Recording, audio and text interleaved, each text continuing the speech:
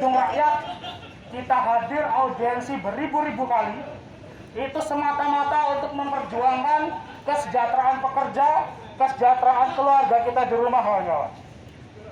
Sampai hari ini seluruh rekomendasi-rekomendasi yang dari dulu sampai detik ini kita sampaikan ke DPRD masih belum direspon, masih belum diproses. Hari ini kita hendak salah satunya memperingati Mei 2022 di DIY, juga menagih janji sejauh mana proses untuk diskusi terkait dengan jaminan sosial daerah itu dapat direalisasikan oleh DPRD DIY. Sudah berkali-kali kita audiensi, cuma hari ini kita akan menagih janji serta kita akan mengadu kepada DPRD DIY yang mana dari pusat mewacanakan hendak merevisi Undang-Undang Serikat Pekerja, Undang-Undang 21, yang mana nantinya banyak wacana untuk serikat pekerja itu akan dipersulit. Undang-Undang 21 saja yang sudah ada itu masih belum maksimal dalam proses pelaksanaannya. Banyak serikat buruh, banyak pekerja di dunia yang belum berani membuat serikat. Bukan mereka tidak berani, kawan-kawan, tapi banyak perusahaan-perusahaan itu tidak menghendaki adanya serikat pekerja yang mana adalah amanat Undang-Undang Dasar 1945. Jadi kalau direvisi, saya ajur kesejahteraan masyarakat ini, khususnya pekerja daerah istimewa Yogyakarta. Yang kedua, kita kembali lagi mengingatkan kepada perwakilan di DPR, khususnya DPRD DIY, agar untuk menghentikan revisi Undang-Undang P3 yang mana itu akan berdampak terhadap lolosnya Undang-Undang Cipta Kerja yang sudah dinyatakan inkonstitusional oleh MK secara sah di mata hukum. Artinya apa, Pak? Dari tukang becak, dari pengangguran sampai presiden harus patuh dan mengamankan terhadap putusan Mahkamah Konstitusi. Karena hukum bersifat sama di semua masyarakat yang ada di Indonesia, tidak mengenal status, tidak mengenal profesi. Semua masyarakat Indonesia. Oleh karena itu, dari presiden sampai yang paling bawah harus patuh terhadap putusan Mahkamah Konstitusi.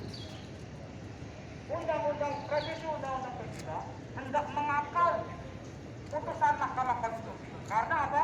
Jika lolos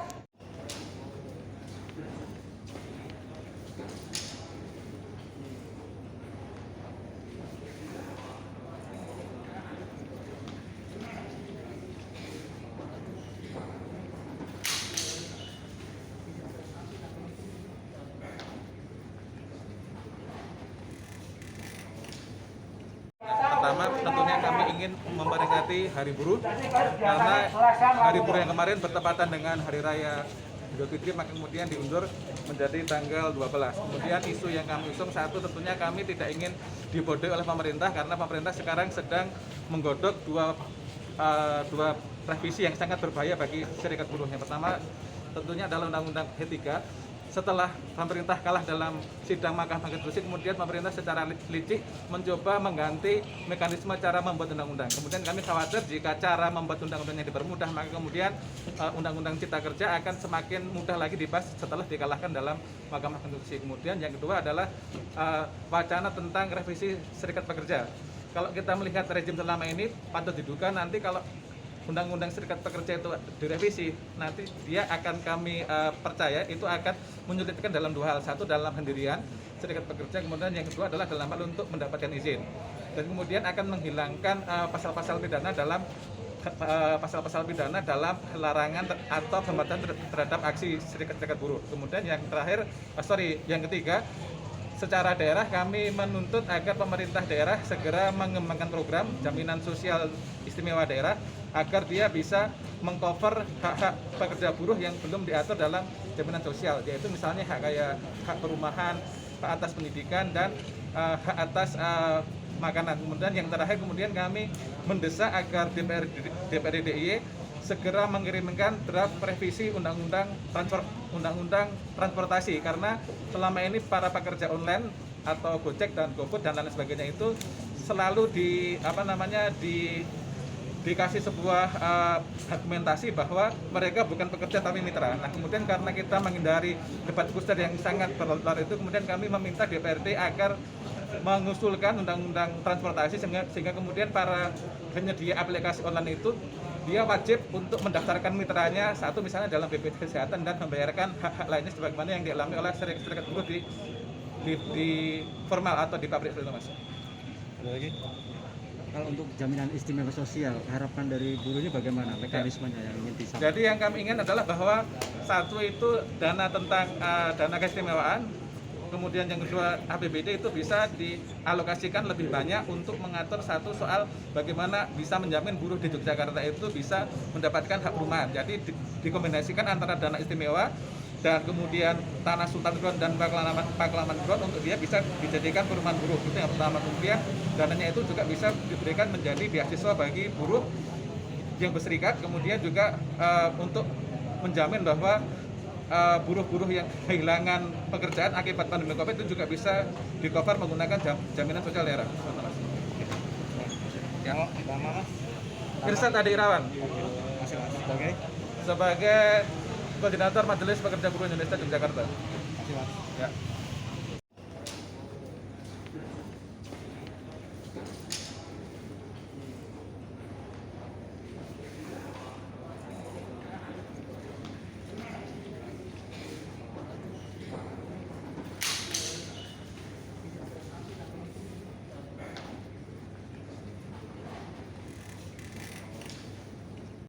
Oleh karena itu, dari presiden sampai yang paling bawah harus patuh terhadap putusan Mahkamah Konstitusi. Undang-undang revisi Undang-Undang P3 hendak mengakal putusan Mahkamah Konstitusi. Karena apa?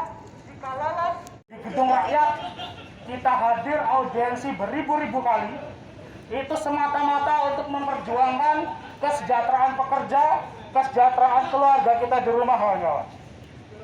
Sampai hari ini seluruh rekomendasi yang dari dulu sampai detik ini kita sampaikan ke DPRD masih belum direspon, masih belum diproses. Hari ini kita hendak salah satunya memperingati Mei 2022 di DIY, juga menagih janji sejauh mana proses untuk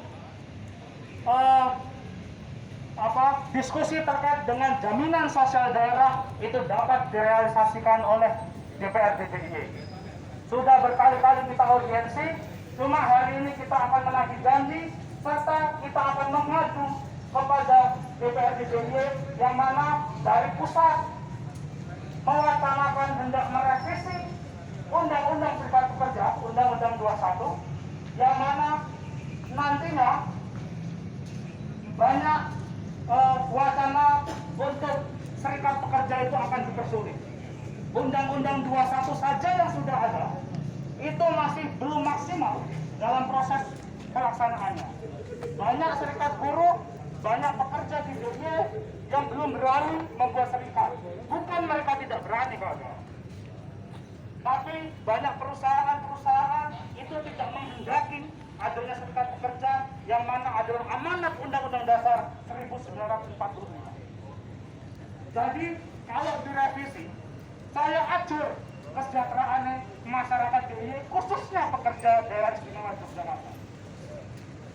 Yang kedua, kita kembali lagi mengingatkan kepada perwakilan di DPR, khususnya DPR di DIY, agar untuk menghentikan revisi Undang-Undang P3 yang mana